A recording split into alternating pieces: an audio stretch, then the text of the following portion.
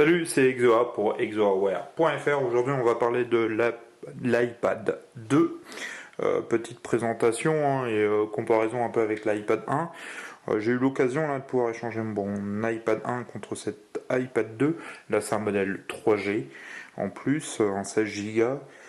On va voir un peu les différences. Je vais vous donner surtout hein, mon avis sur cette tablette hein, et vous montrer un peu les nouveautés.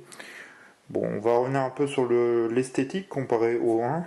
On se retrouve toujours hein, avec cette fameuse coque en aluminium. Moi j'apprécie, je trouve vraiment très classieuse, qui fait bien fini. On retrouve là pour le modèle 3G la partie en plastique hein, pour la diffusion de la 3G que vous n'avez pas sur la version en Wi-Fi. On retrouve la petite caméra. Voilà, bon après le reste, hein, ça reste plutôt traditionnel pour ce modèle 3G. Il y a aussi, alors je sais pas si on va le voir, allez fais-moi la mise au point. On retrouve juste là le support pour la carte SIM, qui est une carte micro SIM, qui est la même que dans l'iPhone 4. Hein. C'est vraiment la même chose. Voilà, ça c'est vraiment pour la partie esthétique. Si juste revenir, le fait qu'il soit beaucoup plus fin. Lui donne vraiment, en plus ce côté un petit peu bombé qu'il y avait moins sur l'autre, on avait vraiment une grande tranche plate, donne vraiment un côté très esthétique et très léger. Pour revenir dessus, le poids était un peu abaissé, mais je crois ne pas beaucoup. Ça se ressent au final un petit peu, mais c'est léger, hein, il n'y a pas de grosse différence. En fait, pour donner un peu mon avis sur cet iPad 2, bon, c'est très bien, c'est vraiment chouette, c'est un peu plus rapide et tout, mais il n'y a pas de grosse différence avec un iPad 1. Franchement, j'aurais pas eu l'occasion de le changer. Bon, je l'avais pas pu le tester. Moi, je vais vous donner tout de suite mon avis par rapport à ça. Si vous avez déjà un iPad 1, gardez-le, à part si vous avez besoin de la 3G, là moi c'est ce qui s'est passé. Autrement, gardez-le, il n'y a pas de grosse nouveauté qui vous donne l'envie d'avoir un iPad 2. À part si vraiment vous voulez être à fond sur la high-tech et tout, mais il n'y a pas de gros intérêt. Vraiment, ouais, moi je suis surpris par rapport à ça. C'est vrai que l'iPad 1 en fait se déroule même plutôt pas mal comparé à d'autres tablettes. Je reviendrai sur une autre vidéo là où j'ai pu avoir une tablette HP touchpad quand HP les bradait, c'est une 32 Go à 129 €. Je reviendrai un peu sur celle-là, mais pour moi l'iPad reste vraiment la référence et l'iPad 1 tourne très bien. Bon, l'iPad 2 améliore 2-3 choses, mais c'est vraiment ridicule. On va revenir un peu dessus. Pour moi, les choses qui me déçoivent le plus, c'est les caméras. Et toute petite caméra. Alors, on va essayer de revenir là. On en voit une là. Fais-moi la mise au point. Hop, dessus. Et l'autre qui est là. La qualité est super médiocre. On va revenir, je vais vous montrer un peu ce que ça fait. Alors, on va voir le fond. Bon, c'est vrai que là, par les vidéos, c'est pas top, mais on voit, je sais pas si ça peut zoomer, si, on voit qu'il y a beaucoup de points, c'est très pixelisé. Alors, je vous montre même pas sur celle de face. Bon, on va faire un essai comme ça. Oula. Vous voyez, c'est encore pire. Bon, ça n'a pas un grand intérêt comme ça, mais en fait, il y a énormément de bruit sur l'image. Et ça fait une qualité de photo et de vidéo super dégueulasse. Faut vraiment parler de choses, c'est super dégueulasse. Bon, super dégueulasse. Ouais, si, c'est quand même dégueulasse parce que je vais essayer de voir s'il n'y a pas une photo. Voilà, hop là. Je reviens vite fait dessus. Voilà, par exemple, une photo prise avec l'iPad. Bon, ça va, mais il y a énormément de bruit sur l'image dès qu'on est en basse résolution. Moi, c'est vraiment. Ils ont beaucoup travaillé sur le fait qu'il y avait les webcams. Les gens se plaignaient énormément qu'il n'y avait pas de webcam. Je vois déjà pas l'intérêt, à part si vous faites de la visioconférence. là certes, mais autrement l'image est de très mauvaise qualité et je vois pas l'intérêt. Et je vois mal filmer comme ça avec l'iPad dans les mains. Je trouve ça plutôt compliqué. Bon, après voilà, c'est mon avis. Bon, c'est dessus, c'est avec l'iPad 2. Bon, super, tant mieux. Deuxième chose sur cet iPad 2, c'est le nouveau processeur A5 à double cœur. Bon, oui, là c'est super fluide, c'est sympa, mais il y a pour le moment, ouais, franchement sur des jeux, non, il n'y a pas en plus, il n'y a pas Angry Birds sur celui-là, mais par exemple un jeu comme Mirror Edge, qui existait aussi sur iPad 1, que dire, alors attendez, j'ai coupé le son. Il n'y a pas de grosse différence, c'est un petit peu plus fluide, mais vraiment rien de transcendant. Ça marchait très bien sur l'iPad 1, ça marche très bien sur l'iPad 2, un petit peu plus fluide. C'est vrai que là, la puissance, on l'a peut-être pas encore besoin. Bon, après, il y a iOS 5 qui sort là d'ici quelques jours, ou une dizaine, quinzaine de jours. Je pense que là, on verra peut-être la différence. Mais autrement, compliqué, ouais, compliqué de dire si c'est mieux ou pas. Vous voyez, ça marche plutôt pas mal. Il n'y a rien à redire là-dessus. Bon, c'est. Comme je vous dis, ouais, il faut voir. Après, voilà. Euh, que dire d'autre après sur cet iPad 2? Bon, la fonction 3G, je l'ai utilisée plusieurs fois là sur la route et en déplacement. Ça, c'est super. Si vous pouvez, bon, ça dépend des forfaits, ils sont plus ou moins chers. Mais d'avoir la 3G avec, c'est vraiment sympa. Et aussi, ce qui est sympa avec le modèle 3G, vous avez le GPS.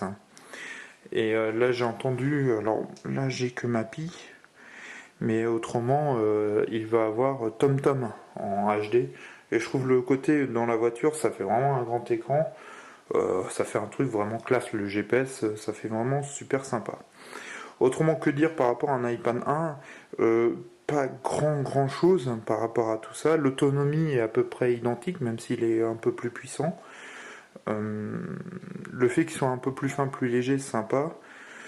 Euh, mais ça reste vraiment très léger. Par contre, si vous n'avez pas d'iPad et que vous souhaitez en acquérir un, je vous conseille quand même de passer aux deux pour le fait de l'évolution chez Apple. Je pense qu'avec iOS 5, on reviendra peut-être dessus quand il sera installé.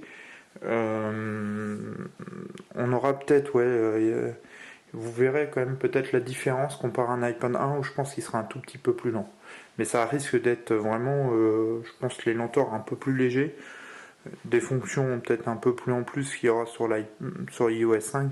Mais voilà, autrement, pour le moment, tel quel, vous prenez les deux versions, là il est en 4.3.5, mon iPad est en 4.3.3, ça reste à peu près identique, il n'y a vraiment pas de grand chose de différence, à part si vraiment, alors il y a deux choses, je pense qui peut être intéressant si vous aviez un iPad 1, si vous faites de la visioconférence, c'est que vraiment vous avez besoin d'une caméra, là certes c'est intéressant. Prochainement, ce que je reviendrai aussi, c'est que là, maintenant aussi sur cet iPad, vous pouvez brancher via la prise propriétaire Apple un port HDMI et avoir la sortie vidéo sur votre télé. Et bon, apparemment, il y a des jeux et tout qui fonctionnent directement sur la télé, le contenu vidéo, ça risque d'être plutôt sympa. Revenons vite fait sur la vidéo pour vous donner un peu un style. Une vidéo donnée en HD. Le rendu est plutôt sympa. Je trouve ça plutôt chouette. Il y a très peu de latence, ça marche. Je vais vous montrer. Hop, on stop. On replay. Nickel. On retrouve vraiment, par contre, ça c'est vrai que ça a gagné un petit peu en fluidité. Bon, dire de là, est-ce que ça vaut le coup de le changer? Si vous en avez un, je pense que ça vaut pas le coup. Vaut mieux attendre un tout petit peu. Peut-être la sortie du 3 s'il y a des nouveautés. Mais je vois difficilement ce qu'ils vont pouvoir nous sortir de plus en plus de nouveautés, à part les faire de plus en plus fins. Le fait de gagner quand même plus fin est quand même sympa, on peut le glisser plus facilement dans un sac et tout ça. Bon, voilà, c'était, ouais, c'est un peu les nouveautés. Quoi d'autre pendant ce photo? Franchement, photo bout, on s'en fout royalement, à part modifier, on joue 5 minutes avec. On se rend compte que la caméra est dégueulasse, le reste on l'utilise pas. Mail, tout ça, ça n'a pas changé. Hein. La gestion, vous voyez, des icônes est identique. Ça, c'est de toute façon, c'est la sauvegarde de mon iPad 1. C'est identiquement la même chose, à part 2-3 icônes que vous avez en plus. L'appareil photo, photo boot et FaceTime. Le reste, c'est tout à fait identique. Mais c'est vrai qu'en plus, là, avec la 3G, ça apporte un confort. Vous partez, vous avez Internet dans votre voiture, dans les transports en commun. Et ça, c'est vraiment plutôt sympa. Euh, le reste, ça reste tout à fait identique. On va venir un peu sur Internet. Je vais vous montrer le site. Hop. Tac. Voilà, sur le site. Vous voyez, autrement, ça monte nickel. Par exemple, sur le site. Et on retrouve, vous voyez, la fluidité, vraiment, il n'y a rien à redire, ça charge vite. Vraiment, rien à redire. Le confort, là, on reviendra un peu, je vous ferai la comparaison un peu avec le HP, la tablette HP, où vous allez voir quand même qu'il y a un peu plus de latence, ça reste un peu différent, mais dès qu'on voit que ça lag un peu, c'est vrai qu'après, quand on est habitué à, par exemple, une fluidité comme ça, où tout tourne, on peut faire ce qu'on veut, et qu'on se retrouve avec une tablette qui a un peu de latence, eh ben, ça devient très vite difficile à utiliser. Bon, ça reste pour moi quand même sur le marché. Souvent les gens critiquent l'iPad, c'est Apple, machin et tout. Ça reste quand même le produit pour moi le plus abouti en tablette, hein, avec les applis, le catalogue d'applis qui est monstrueux. Vous avez énormément d'applis en HD, ce qui est vraiment sympa. Euh, Ça reste, ouais, pour moi la référence pour le moment. J'essaie de voir, mais j'arrive pas pour le moment à trouver la nouvelle Galaxy de chez Samsung, la nouvelle tablette Galaxy en 10 pouces, qui a l'air pareil, qui est un tout petit peu plus fin. Ça joue, je crois, d'1 mm. Et je voudrais bien l'essayer, mais pour le moment, j'en trouve pas avec Android. Mais Android avait quand même quelques latences avec Honeycomb. Bon, je sais qu'ils sont en train de corriger ça chez Google, mais ouais, pour moi, ça reste vraiment la référence, le produit.